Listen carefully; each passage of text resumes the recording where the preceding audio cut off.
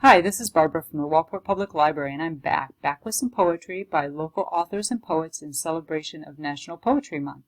So the theme that I have chosen for this poetry session is the sea.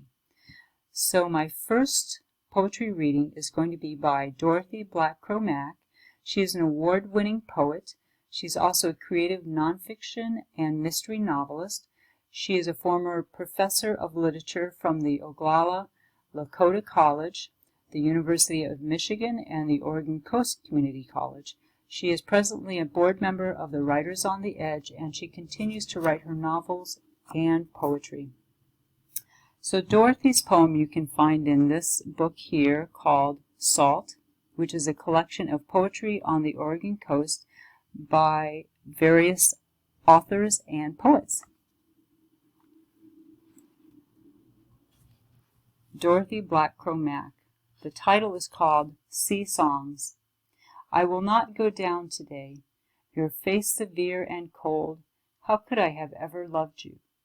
Even while you surrounded me, I lean my back against sharp lava, black and solid as when it seethed into your wide mouth eons ago. I taunt you with songs, glower at your gray mist, shiver at your cold caress. Spray rising from the rocks, I will not go down to your salty dusk, yet your soul seeps into mine.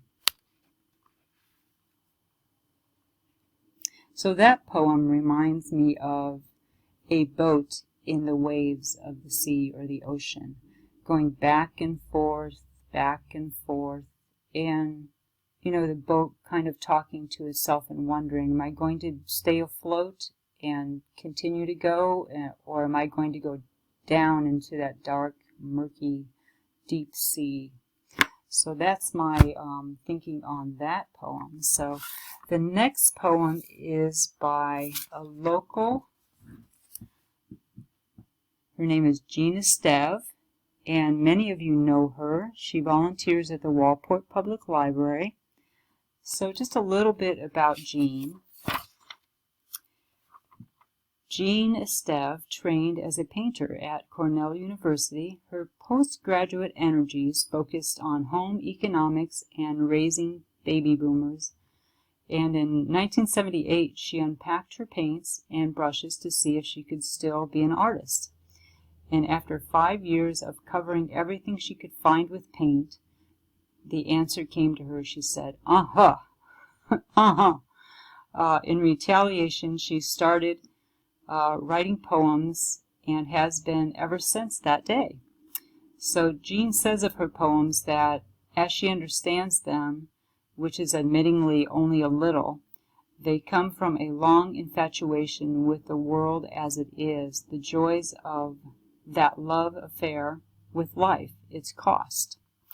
So the poem that I'm going to read by Jean is called Swim.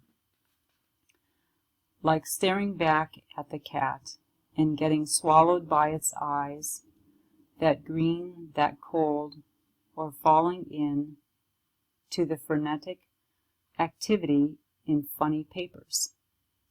All that foam and the salt in my nose, with its taste of the moment of conception, the theft of desire and the flounderings to be born, then the burst of birth, with its contingent obligation to participate, to get beyond the breakers and swim.